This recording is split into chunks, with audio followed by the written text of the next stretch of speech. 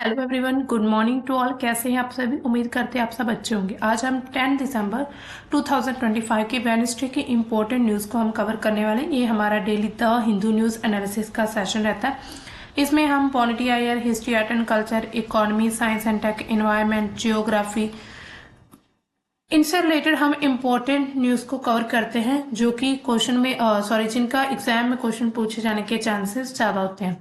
तो इसमें हमने कल आपको दिया था question of the day. Question क्या था? What did the minority affairs minister Kiran Rijiju say about the deadline for registration of Waqf properties on the उम्मीद पोर्टल। उम्मीद पोर्टल पर वक्फ प्रॉपर्टीज को रजिस्ट्रेशन कराने के लिए जो माइनॉरिटी अफेयर्स मिनिस्टर किरण रिजिजू, उन्होंने क्या स्टेटमेंट दिया? उन्होंने कहा it would not be extended, यानी कि जो इसकी डेडलाइन है, यानी कि जो लास्ट डेट है, उसको एक्सटेंड नहीं किया जाएगा या फिर वो आगे एक्सटेंड नहीं होगी। इसीलिए जितने भी वक्फ बोर्ड प्रॉपर्टीज हैं उनको जल्द से जल्द उम्मीद पोर्टल पर रजिस्टर करवाया जाए। ठीक है, अब चलते हैं आज की फर्स्ट न्यूज। हमारी न्यूज क्या आ रही है?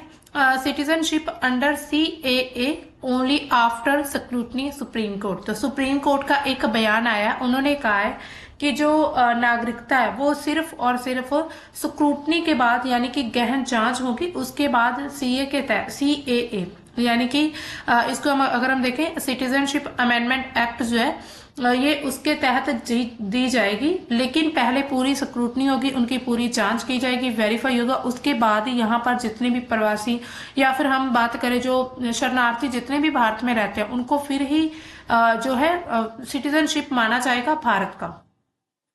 Act provides enforceable rights but refugees will require to be screened first, says court.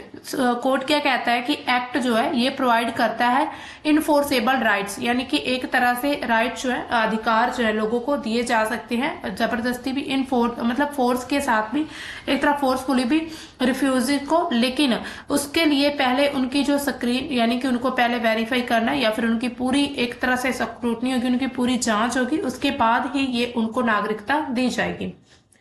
अब देखिए, ये जो नागरिकता संशोधन अधिनियम 2019 जो आया था, उसके तहत नागरिकता प्रदान करने से पहले हर एक व्यक्ति की या फिर हर एक दावे की गहन छानबीन और उसको सत्यापन, यानी कि उसका वेरीफाई करना बहुत जरूरी है।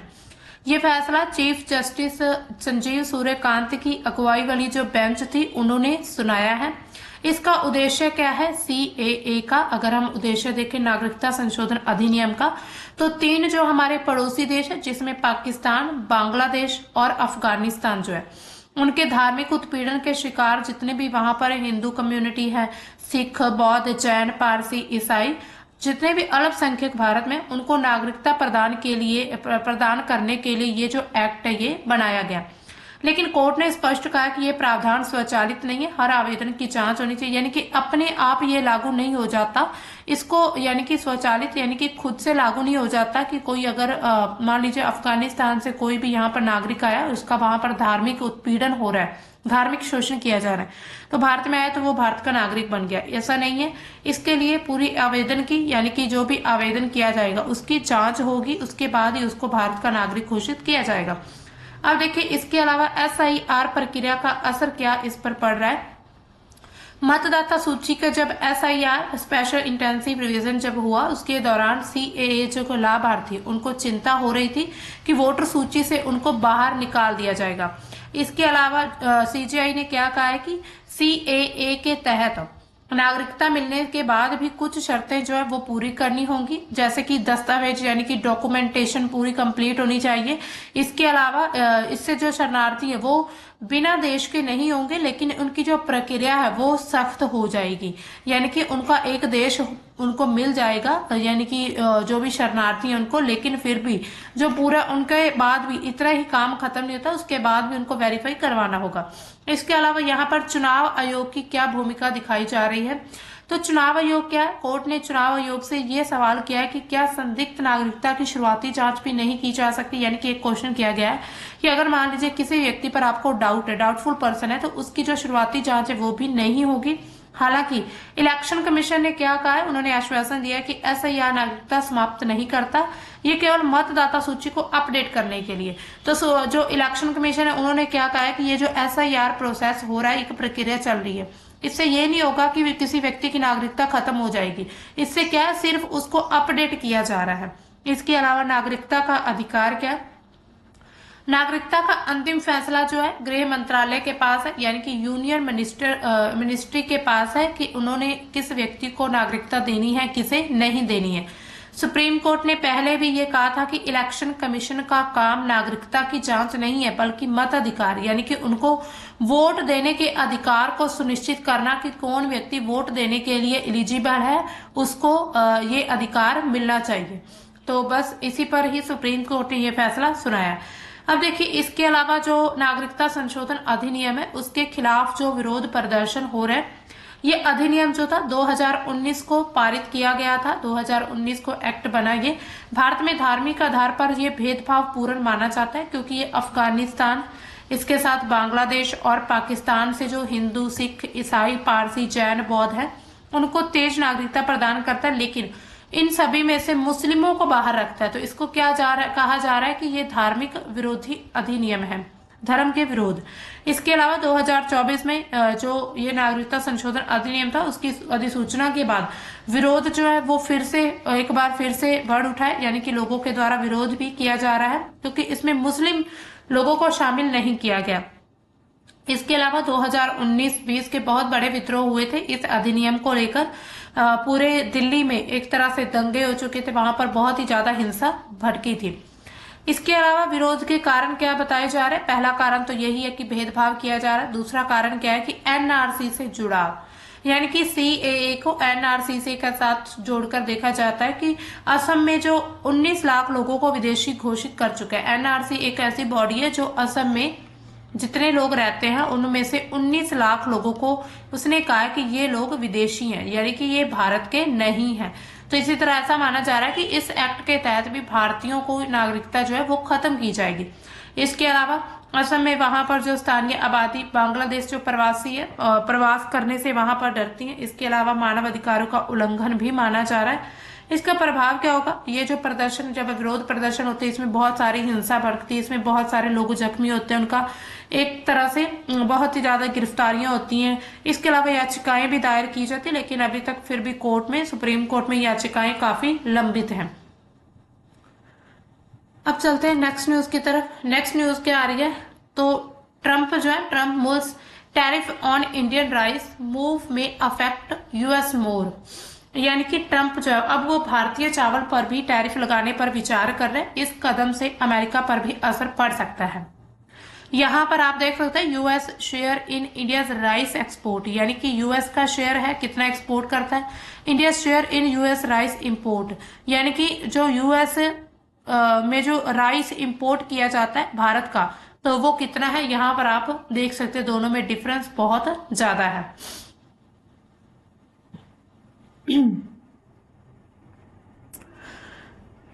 अब देखिए ये आखिर मुद्दा क्यों उठाया क्यों गया है, यानी कि अब राइस पर टैरिफ लगाने की बात या फिर ऐसा फैसला क्यों आ रहा है? तो अमेरिका जो किसान है उनकी कुछ शिकायतें हैं अमेरिका की। लुइसियाना की जो राइस मिलर मैरिल कैनेडी है, उन्होंने ट्रंप को बताया कि भारतीय चावल की सस्ती आपूर्ति से जो दक्षिणी अमेरिका के किसान है वो परेशान हो रहे हैं, क्योंकि भारत के चावल वहां पर ज्यादा बिक रहे हैं, यानी कि उनकी आपूर्ति बहुत ज्यादा वहां पर सप्लाई हो रही है। इसके कारण जो दक्षिण अमेरिका के जो किसान हैं उनको इस चीज में परेशानी, दिक्कत हो रही है। दावा कर रहे हैं कि सब्सिडी वाले आयात बाजार जो वो लगातार बिगड़ते जा रहे हैं। दूसरा, पहले से मौजूद टैरिफ है। दूसरा कारण क्या है कि भारत में पहले टैरिफ लग चुका है। 2025 अगस्त 2025 से जो लागू हुआ था, 50% टैरिफ लगाया गया था, जो कि रूस से तेल खरीदने के कारण था, लेकिन चावल पर छूट नहीं मिली है। ट्रंप अब और ज्यादा सख्ती की बात कर रहे हैं, यानी कि उन्होंने कहा है कि अब भारत ने हमारी बात नहीं मानी तो हम उन पर और ज्यादा टैरिफ लगाएंगे। इसके अलावा भारत का पक्ष क्या कहता है इसमें? इंडियन राइस एक्सपोर्टर्स फाउंडेशन के अनुसार, फेडरेशन के अनुसार 2024-25 की बात करें तो भारत ने अमेरिका को सिर्फ $337 मिलियन का बासमती चावल एक्सपोर्ट किया है, जो कि कुल निर्यात का सिर्फ 3% ही है। इसके अलावा भारत दुनिया का सबसे बड़ा राइस एक्सपोर्टर है, यानी कि अगर हम एक्सपोर्ट की बात करें तो भारत सबसे आगे है, यानी कि भारत में बहुत ही ज्यादा चावल उत्पादन होता है और उसका एक्सपोर्ट सबसे ज्यादा किया जाता है। और पूरे विश्व की हिस्सेदारी जो है 30% चावल सिर्फ और सिर्फ भारत ही एक्सपोर्ट करता है बाकी कंट्रीज में। इसलिए अमेरिका बाजार जो है उस पर निर्भरता कम है, यानी कि राइस को लेकर हम अमेरिका पर या किसी और कंट्री पर डिपेंड नहीं करते हैं। अब देखिए अमेरिका पर क्या असर होगा, उपभोक्ता और अर्थव्यवस्था इससे प्रभावित होंगे। आखिर क्यों? तो ट्रंप का ये जो कदम है अमेरिका के किसानों को तो फायदा पहुंचाएगा, लेकिन जो एक्सपर्ट्स हैं उनका क्या कहना है कि इससे अमेरिका को ज्यादा नुकसान होगा। क्यों? पहला, जो उपभोक्ता है, कंज्यूमर है, उन पर बोझ पड़ेगा। अमेरिका चावल आयात पर निर्भर है, यानी कि चावल का आयात जो है उस पर डिपेंड है। 2024 में $1.6 बिलियन का आयात हुआ था, जिसमें भारत का 26% हिस्सा था। टैरिफ से चावल और ज्यादा महंगा हो जाएगा, जो कि अमेरिका के घर, खास करके जो एशियाई अमेरिका समुदाय हैं उनके लिए ये चीज और ज्यादा महंगी होगी, यानी कि उनके लिए महंगाई बढ़ सकती है। इस पर एक यूजर ने क्या लिखा कि मैं भारतीय बासमती खाता हूँ, 10 पाउंड का जो बैग है वो $12 से लेकर $18 हो चुका है। ट्रंप के वोट के बाद पेट पर लात लग रही है। यानी कि अब देखिए, तो अब वहां के जो नागरिक है वो क्या कह रहे हैं कि हम एक तरह से उनकी यहाँ पर दुख दर्द झलक रहा है कि हम ट्रंप को वोट देकर पछता रहे हैं, क्योंकि उनके बाद अगर हम अमेरिका की सिचुएशन देखें तो वहां पर भी लगातार ऐसी क्राइसिस आ रहे हैं इकोनॉमी को लेकर। स्पेशली वहां पर भी एक तरह से जो नागरिक है उनका ये कहना है कि हम मतलब कि अपनी जो जरूरत की चीजें हैं वो भी इतनी महंगी उनको पड़ ली, वो भी चीजें अपनी नहीं खरीद पा रहे हैं। तो इसी वजह से जो मतलब कि नागरिक है वो इस चीज का विरोध करते हैं। इसके अलावा महंगाई बढ़ेगी, ये भी एक बहुत बड़ा सवाल है। महंगाई बढ़ेगी, टैरिफ आयातकों को पास करेंगे, जिससे खाद्य मूल्य में वृद्धि होगी। इसके अलावा नई ड्यूटी भारतीय निर्यातकों को ज्यादा प्रभावित नहीं करेगी, क्योंकि उनके पास और ज्यादा बाजार है। इसके अलावा लेकिन अमेरिकी घरों के लिए जो चावल है वो महंगा हो जाएगा। अब देखिए भारत जो है वो एक बहुत बड़ा राइस एक्सपोर्टर है, ठीक है। तो अब भारत के पास सिर्फ और सिर्फ अमेरिका का बाजार नहीं है, बल्कि और भी बहुत सारी मार्केट अवेलेबल है। इसलिए भारतीयों पर इतना ज्यादा असर नहीं पड़ेगा जितना कि अमेरिका में, यूएसए में ही महंगाई होने पर पड़ सकता है। इसके अलावा व्यापार के तनाव, जो बायलेटरल ट्रेड एग्रीमेंट हुए हैं, यानी कि इनके बीच जो बातचीत चल रही है, इनकी और ज्यादा जो चर्चा है इसको और ज्यादा जटिल बना सकता है। अमेरिका पहले ही 50% जो टैरिफ है भारत पर लगा चुका है। इसके अलावा यानी कि इससे पहले ही जो तनाव है भारत और अमेरिका में कहीं ना कहीं देखने को मिलता है।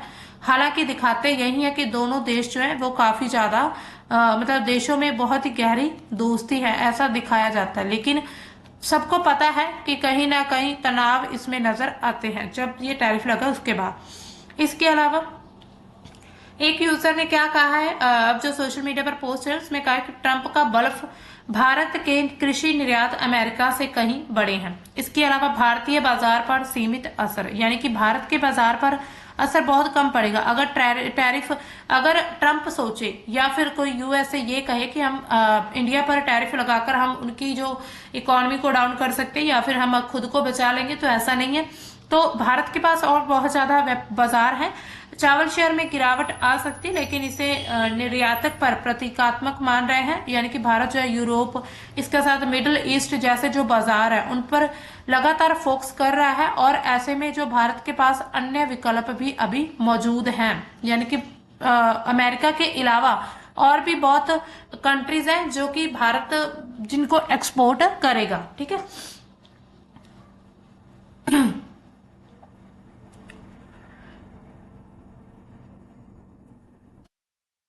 तो चलिए अब अपनी नेक्स्ट न्यूज की तरफ चलते हैं।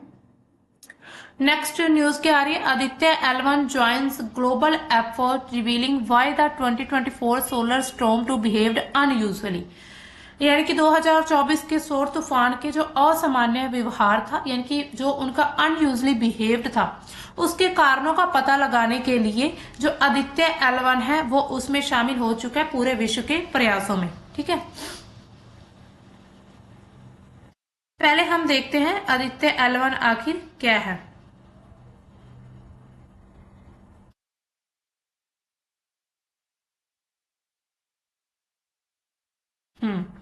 आदित्य L1 जो है भारत का पहला समर्पित सूर्य अध्ययन अंतरिक्ष मिशन है, यानी कि भारत का जो India first observatory solar observatory along with 6 US satellites, यानी कि 6 सैटेलाइट जो यूएस की उसके साथ in a major breakthrough has revealed why the May 2024 solar storm also known as Gannon's storm behaved unusually, यानी कि एक सोलर तूफान आया था, सौर तूफान, और उसको जिसको गैलन का तूफान भी कहा जाता है, आखिर उसने इतने असामान्य व्यवहार क्यों किया था, इसके कारणों का पता लगाने के लिए जो भी प्रयास किए जा रहे हैं उसमें आदित्य L1 जो भारत का मिशन है वो उसमें शामिल हो चुका है। तो ये इसरो के द्वारा बनाया गया था एक अंतरिक्ष यान, यानी कि सैटेलाइट है जो कि सूर्य को लगातार और बिना रुकावट के देखता रहता है, यानी कि मान लीजिए ये सूरज है, इसको बिना किसी रुकावट के लगातार देखता रहता है, तो आदित्य L1 इसके लिए मिशन जो है बनाया गया है, लॉन्च किया गया। इसके अलावा इसकी लॉन्च करने की तारीख कितनी थी, यानी कि कब इसको लॉन्च किया गया था, 2023 में सितंबर 2023 में इसको लॉन्च किया गया था। उसके बाद लॉन्च व्हीकल PSLV XL, यानी कि इसरो का सबसे शक्तिशाली है PSLV, उससे लॉन्च किया गया इसको। इसके अलावा वर्तमान स्थान इसका क्या है, ये लैग्रेंज पॉइंट 1 पर पहुंच चुका है, और यानी कि एक विशेष कक्षा में, यानी कि एक ऑर्बिट में पहुंच चुका है ये। इसके अलावा सूर्य से दूरी कितनी इसकी, लगभग 1.5 मिलियन किलोमीटर। मिशन की अवधि कितनी, कम से कम ये 5 साल तक वहां पर ऑब्जर्व करेगा सूर्य को, ठीक है। अब देखिए L1 पॉइंट सबसे पहले क्यों चुना गया, तो L1 पॉइंट जो है वो अर्थ यानी कि पृथ्वी और सूर्य के बीच जो गुरुत्वाकर्षण का एक ऐसा संतुलित स्थान है जहां पर अंतरिक्ष यान बिना ज्यादा ईंधन खर्च किए स्थिर रह सकता है। मान लीजिए ये सूर्य है, ये हमारी पृथ्वी है, तो यहीं पर L1 पॉइंट है। एक मिनट, सूर्य छोटा बन गया, पृथ्वी बड़ी, चलो ये है सूर्य और ये हमारी है पृथ्वी। तो इसमें क्या है, यहाँ पर L1 पॉइंट है जहां पर ईंधन ज्यादा नहीं लगेगा, यानी कि बिल्कुल इनके मध्य एक ऐसा संतुलित बैलेंस्ड स्थान चुना गया। सबसे बड़ी खासियत क्या है, यहां से सूर्य कभी भी पृथ्वी के पीछे नहीं छिपता है, 24/7 यानी कि सूर्य को देखा जा सकता है इस मिशन के द्वारा। इसके अलावा क्या क्या चीज देखेगा, सूर्य की कोरोना, भारत का जो सबसे महत्वपूर्ण उपकरण है, बाहरी वायुमंडल जो रहेगा सूर्य का उसको ऑब्जर्व करेगा। सूर्य की सतह की जो यूवी फोटो है, सूर्य के जैसे धब्बे, फ्लेयर्स वगैरह, उनकी फोटो भेजेगा। इसके अलावा सूर्य के एक्सरे सॉफ्ट और हार्ड दोनों होंगे। सौर हवा में आने वाले जो कण होते हैं जिसमें जो प्रोटॉन होते हैं, इलेक्ट्रॉन होते हैं, सौर हवा की जो प्लाज्मा की गति है जिसमें घनत्व, तापमान, अंतरिक्ष में चुंबकीय क्षेत्र की दिशा और तीव्रता। इसके अलावा लक्ष्य क्या क्या है, सूर्य को कोरोना को समझना, सूर्य तूफान जो सौर तूफान है उसकी पहले चेतावनी देना, सौर फ्लेयर्स और सौर हवा का अध्ययन करना, और अंतरिक्ष मौसम यानी कि स्पेस वेदर कैसा है उसकी भविष्यवाणी में भारत को आत्मनिर्भर बनाना, यानी कि एक तरह से स्पेस का वेदर को भारत के मतलब भारत का एक तरह से आत्मनिर्भर बन सकता है अगर पहले ही इस ऐसे किसी सैटेलाइट या मिशन से ये पता लगाया जा सके कि अब वहां पर जो है स्पेस का वेदर किस प्रकार से है, ठीक है। तो अब देखते हैं ये जो मतलब इन्होंने कहा है कि इसमें जो शामिल हुआ है गैलन के तूफान को समझने में, आखिर ये है क्या। तो सौर तूफान का असामान्य व्यवहार क्या था, ये तूफान जो है सूर्य से निकले एक से अधिक coronal mass ejection CME coronal mass ejection जो है उसका एक परिणाम था, जो कि गर्म गैस और चुंबकीय ऊर्जा के विशाल बुलबुले होते हैं, यानी कि बहुत बड़े बड़े बुलबुले जो है निकलते हैं। इसके साथ ही सामान्य मॉडलों के अनुसार इसकी तीव्रता अपेक्षित से बहुत ज्यादा थी। इसकी अगर हम फ्रिक्वेंसी की बात करें तो वो बहुत ही ज्यादा थी इस तूफान की, जिससे पृथ्वी के जो चुंबकीय क्षेत्र है उसको भी प्रभावित किया। इससे सैटेलाइट, GPS, संचार प्रणाली, बिजली ग्रिड, इन सभी पर जो खतरा है वो देखा गया है। इसके साथ असामान्यता क्यों, CME के अंदर जो है सूर्य के चुंबकीय क्षेत्र जो कि टेढ़े मेढ़े रस्सियों जैसे होते हैं, जीरो का जो चुंबकीय क्षेत्र होता है सूर्य का उसको टूटकर फिर से जुड़े हैं। यह प्रक्रिया चुंबकीय पुनर्सर्जन कहलाती है, मैग्नेटिक रिएक्शन, रिकनेशन। इसके अलावा जो CME के अंदर ही हुई है, ये सबसे पहली बार देखा गया है। इसके अलावा कारण क्या थे, तो उन्होंने कहा है कि यानी कि जब स्टडी की गई इस तूफान का कारण क्या, इसके पीछे देखा गया कि 2 CME सूर्य से निकलने के बाद आपस में टकरा गए, यानी कि कोरोनल मास इजेक्शन, मान लीजिए यहां से निकला, यहां से निकला, इधर यहां से निकला, तो दोनों ही आपस में क्या किए, टकरा गए। उससे क्या हुआ, यहाँ पर जो तूफान है गैलन का तूफान वो उत्पन्न हुआ। इसके साथ ही टकराव के कारण सीएमई के अंदर जो चुंबकीय रेखाएं क्षेत्र वो टूट गया और जुड़ गई आपस में, जिससे क्षेत्र की दिशा उल्ट होगी। ये पुनर्संयोजन जो है क्षेत्र विशाल था, लगभग 13 लाख किलोमीटर तक का ये चौड़ा था पूरा क्षेत्र जहां पर ये टकराए थे। इन कणों की गति अचानक बढ़ गई थी, ऊर्जा में वृद्धि हुई। तूफान पृथ्वी के चुंबकीय क्षेत्र थे अधिक मजबूती से टकराए, जिसकी तीव्रता और ज्यादा बढ़ गई। वैश्विक प्रवास में आदित्य L1 की भूमिका क्या है, तो आदित्य जो L1 है, आदित्य L1 ये सितंबर 2023 में इसको लॉन्च किया गया था और इसके बाद आदित्य L1 जो बिंदु से निरंतर, यानी कि इसका लगातार कॉन्टिन्यूसली जो है ऑब्जर्व, यानी कि इसका निरंतर अवलोकन किया गया है, जहां से सूर्य और पृथ्वी के बीच स्थित है। इससे सटीक चुंबकीय क्षेत्र मापन ने पुनर्संयोजन क्षेत्र को मैप करने में मदद की। यानी कि यहाँ पर आप देखेंगे ये है सूर्य, सूर्य से भी कुछ जो है ना चुंबकीय रेखाएं जो है वो निकलती हैं, कुछ इसके साथ में मैग्नेटिक एरिया क्षेत्र फील्ड होता है, मैग्नेटिक फील्ड। तो इसी तरह उसके पूरे जितना भी क्षेत्र है उसको मैपिंग करना। अमेरिका उपग्रहों के साथ जो संयुक्त डाटा, उससे वैज्ञानिकों को तूफान के कई कोणों से अध्ययन करने का मौका मिला, जो कि पहली बार संभव हुआ है। इससे सौर तूफान की जो भविष्यवाणी है या फिर अंतरिक्ष मौसम की जो समझ है वो भी और ज्यादा मजबूत हुई है। भविष्य के खतरों से बचाने में ये चीज सहायक होने वाली। ये जो खोज है भारत की अंतरिक्ष विज्ञान में लगातार जो एफिशिएंसी या फिर क्षमता की बात करें तो बढ़ती क्षमता को दर्शा रही है और वैश्विक सहयोग का एक और अच्छा उदाहरण दिख रहा है इस पूरे यानी कि इस पूरे प्रोजेक्ट को लेकर। ठीक है, तो अब चलते हैं हमारे आज के लास्ट सेक्शन की तरफ। ये हमारा सेक्शन क्या रहता है, एडिटोरियल का। तो एडिटोरियल किस बात पर आज आया है, यानी कि एडिटोरियल क्या कहता है, charting on agenda on the right to health, यानी कि स्वास्थ्य के अधिकार पर एजेंडा तैयार करना। यानी कि स्वास्थ्य का जो अधिकार है सभी का, उस पर क्या क्या एजेंडा तैयार किया जा सकता है और क्या क्या एजेंडा तैयार किया गया है। ठीक है, उसको देखते हैं। अब देखिए यहाँ पर क्या क्या उन्होंने मानवाधिकार दिवस के बीच मनाया गया 10 दिसंबर, जो मानवाधिकार दिवस मनाया गया है उसके बीच के समय की बात हो रही है। और सार्वभौमिक स्वास्थ्य कवरेज दिवस जो 12 दिसंबर को है, उसके अवसर पर जन स्वास्थ्य पर एक महत्वपूर्ण राष्ट्रीय सम्मेलन में नई दिल्ली में एक बहुत बड़ा सम्मेलन जो है आयोजित किया जा रहा है। स्वास्थ्य अधिकार दिवस 11-12 दिसंबर 2025 पर राष्ट्रीय आयोजित राष्ट्रीय सम्मेलन, लगभग 400 स्वास्थ्य जो पेशावर रहेंगे, इसमें 400 हेल्थ एक्टिविस्ट, इसके साथ ही सामुदायिक नेता, स्वास्थ्य कार्यकर्ता को भारत की प्रमुख स्वास्थ्य चुनौतियों को समाधान करने के लिए एक बहुत अच्छा मंच प्रदान करेगा। इसके साथ ही स्वास्थ्य के अधिकार पर एक एजेंडा भी तैयार किया जाएगा।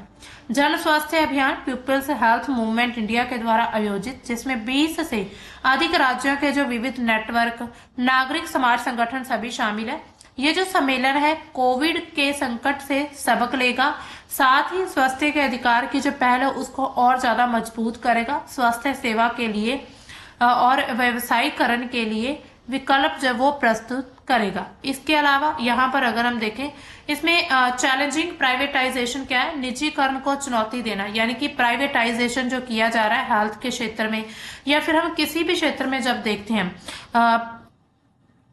जो प्राइवेटाइजेशन होता है, तो उसके बाद क्या होता है, लोगों के सामने बहुत ही ज्यादा चुनौतियां आ जाती हैं। यानी कि कुछ लोग अफोर्ड नहीं कर पाते इतने बड़ी बड़ी जो हॉस्पिटैलिटी है उनको, तो इसी तरह उनको क्या ये चुनौती देने वाला है। तो एक प्रमुख मुद्दा क्या है, सार्वजनिक स्वास्थ्य सेवाओं को निजीकरण की तरफ बढ़ना, यानी कि प्राइवेटाइजेशन की तरफ बढ़ना, जो एक तरह से पब्लिक सेक्टर्स होते हैं हेल्थ के, उनका प्राइवेटाइजेशन कर देना, ये सबसे बड़ी चुनौती है। सार्वजनिक निजी भागीदारी के विस्तार के कारण जो सुविधाएं निजी हाथों में लगातार जा रही हैं, इससे पहले से ही कमजोर सार्वजनिक स्वास्थ्य सेवाओं पर निर्भर करोड़ों भारतीयों के लिए स्वास्थ्य सेवा के अफोर्डेबल बनाना मुश्किल हो जाएगा। यानी कि लोग जो है इसको अफोर्ड नहीं कर पाएंगे, ये अनअफोर्डेबल रह जाएगा स्वास्थ्य क्षेत्र। आंध्र प्रदेश, कर्नाटक, मध्य प्रदेश, गुजरात के आदिवासी जिलों में प्राइवेटाइजेशन विरोधी आंदोलन के जो नेता हैं स्वास्थ्य पर निजीकरण के प्रभावों की समीक्षा करते हुए अपनी दृष्टि से और रणनीतियां जो है यही इस सम्मेलन में साझा करेंगे। इसके अलावा भारत में जो वाणिज्य निजी स्वास्थ्य देखभाल का तेजी से विस्तार किया जा रहा है, यानी कि कमर्शियल प्राइवेट हेल्थ केयर का, जिससे घरेलू विदेशी निवेश और कॉर्पोरेट समर्थक नीतियों से मदद मिल रही है इससे। लेकिन इस उछाल के साथ साथ जरूरी नियमन भी नहीं हुआ है। 2010 में क्लिनिकल एस्टेब्लिशमेंट्स अधिनियम लागू होने के बाद काफी समय बाद भी इनका क्रियान्वयन जो है वो अभी सिर्फ नाम मात्र ही रह चुका है, यानी कि सिर्फ एक नाम के नॉमिनल ही है इनको इम्प्लीमेंटेशन करना। ये जितने भी क्लिनिकल वगैरह सभी पूरे मतलब ओपन करने थे। इसके दुष्परिणामों में बार बार ज्यादा पैसे वसूलना और सिजेरियन, ओस्क जैसी जो अनावश्यक चिकित्सा प्रक्रियाएं हैं वो सब शामिल होती हैं। इसके अलावा और क्या कहते हैं, जो मूल्य निर्धारण करना या फिर रोगी के अधिकारों का उल्लंघन, उसके बारे में जागरूकता बढ़ाने के लिए कोई भी यहाँ पर फ्रेमवर्क तैयार नहीं किया जा रहा है। हालांकि इन सभी को ध्यान में रखकर इनके कार्यान्वयन की बातचीत की जाएगी इस पूरे समिट में। इसके अलावा कार्यान्वयन की जो वकालत होगी यहाँ पर, यानी कि कैसे उसका इम्प्लीमेंट किया जाएगा, जिसपे दरों का मानकीकरण होगा, पारदर्शी मूल्य निर्धारण किया जाएगा, पेशेंट के राइट को देखा जाएगा। इसके साथ ही मतलब इन सभी का जो चार्टर का पालन करना ये अनिवार्य माना जाएगा। इसके अलावा भारत दुनिया में सार्वजनिक स्वास्थ्य के लिए सबसे कम वित्तीय आवंटन वाले देशों में से एक है, यानी कि सार्वजनिक स्वास्थ्य के लिए भारत जो है वो सबसे कम बजट रखता है या फिर वित्तीय आवंटन करता है, जहां स्वास्थ्य सेवाओं के लिए बजट का केवल 25% ही आवंटित किया जाता है, यानी कि सिर्फ 25% ही इसमें जो है 2% ही आवंटित किया जाता है भारत में। ठीक है, तो इसके अलावा सरकार के द्वारा समर्पित जो स्वास्थ्य बीमा योजना, उस पर ध्यान दिए जाने के बावजूद जेब से जो खर्च है वो ज्यादा बन रहा है, यानी कि आप जैसे इंश्योरेंस कई व्यक्ति करा लेते हैं, इंश्योरेंस होने के बावजूद खुद की जेब से ही पैसे लग रहे हैं। तो ये सब क्या है, कार्यान्वयन ना होना या फिर उनका अच्छे से उन नीतियों को चेक ना करना, या फिर अगर कोई भी प्रोजेक्ट या कोई पॉलिसी चलाई जा रही है तो उन पर फिर से ध्यान ना देना। तो इससे क्या होता है कि जो नागरिक है वो परेशानी में बढ़ जाते हैं। इसके अलावा सम्मेलन में क्या होगा, इन योजनाओं के दावे जमीनी हकीकत, यानी कि ग्राउंड लेवल पर जो भी एक तरह से रियलिटी है उनको देखा जाएगा, उनकी जांच होगी। बढ़े हुए सरकारी खर्च लगातार जो बढ़ते जा रहे हैं, कम जेब खर्च, समान पहुंच पर ये केंद्रित वित्त पोषण ढांचे की खोज करेंगे इस पूरे समिट में। इसके अलावा जस्टिस फॉर हेल्थ वर्कर्स, जो स्वास्थ्य कर्मी हैं उनके लिए न्याय। कोविड-19 महामारी जो पैंडेमिक आया था, महामारी थी, उसने अग्रिम पंक्ति के डॉक्टर, जितने भी नर्स, पैरामेडिक्स और जो सहायक कर्मचारी, उनकी अपरिहार्य भूमिका को रेखांकित किया, यानी कि उनकी जो भूमिका है, उनका क्या मतलब रोल है इसमें। फिर भी कई लोग अभी भी कम वेतन, असुरक्षित रोजगार, अपर्याप्त सामाजिक सुरक्षा और कार्य स्थितियों का सामना कर रहे हैं। इस सम्मेलन के दौरान स्वास्थ्य कर्मचारी संघ, स्वास्थ्य कर्मचारियों के जो उनके लिए कर्मियों के लिए न्याय लचीली स्वास्थ्य प्रणालियों की आवश्यकता पर प्रकाश डाला जाएगा। इसके अलावा दवाइयां एक परिवार के चिकित्सा खर्च का लगभग आधा हिस्सा होती हैं। इसके अलावा फिर भी भारत में 80% जो मेडिसिन है वो ज्यादा दवाई मूल्य नियंत्रण से बाहर है। इसके अलावा दवाइयों पर पहुंच, सम्मेलन के सत्र में जो नियामक कर्मी है उनका मूल्य निर्धारण की बाधा क्या है, प्राइसिंग बैरियर्स क्या है, प्रोपोज रिमूवल ऑफ जीएसटी और मेडिसिन पर, यानी कि क्या क्या जीएसटी रिमूव किया गया है। इसके अलावा expanding public sector production of essential medicine, यानी कि जो जरूरी दवाइयां हैं उनके लिए पब्लिक सेक्टर को बढ़ावा दिया जाएगा। तो इन सभी की बात होगी इसी सम्मेलन में। इसके अलावा एलिमिनेटिंग डिस्क्रिमिनेशन, यानी कि जो भेदभाव है उसको मिटाने का ये कदम उठाया जाएगा, यानी कि भेदभाव को खत्म करने का भी एक तरह से नीतियां तैयार किए जाएंगी। अब देखिए, सामाजिक पदानुक्रम स्वास्थ्य सेवा तक पहुंच को निर्भर करते हैं। इसके अलावा a special session on gender and social justice will for ground the experiences of Dalit, Adivasis, Muslim, LGBTQ+ persons and the persons with disability and other towards embedding the inclusion and non-discrimination in health system. यानी कि लैंगिक और सामाजिक न्याय पर एक विशेष सत्र में दलितों, आदिवासी, मुसलमान, विकलांग, LGBTQ+ समुदाय के अनुभवी व्यक्ति और अन्य लोगों के अनुभवों को स्वास्थ्य प्रणालियों में समावेशिता, गैर भेदभाव को समाहित करने की दिशा में इस चीज को प्रायोरिटी दी जाएगी। इसके अलावा सम्मेलन स्वास्थ्य को व्यापक निर्धारकों से भी जोड़ता है, जिसमें खाद्य सुरक्षा, पर्यावरण सुरक्षा, इसके साथ ही पर्यावरण का जो प्रदूषण है, जलवायु परिवर्तन, उन सभी पर सत्र जो है ये शामिल है। जिसमें क्या होगा, स्वास्थ्य के लिए जितनी भी अंतर क्षेत्रीय रणनीतियां उनकी खोज की जाएंगी, यानी कि क्षेत्र के अंदर अंदर जितनी भी रणनीतियां तैयार की जाएंगी स्वास्थ्य सेवाओं के लिए या फिर स्वास्थ्य की सहूलतों के लिए, उन सभी पर बातचीत होगी।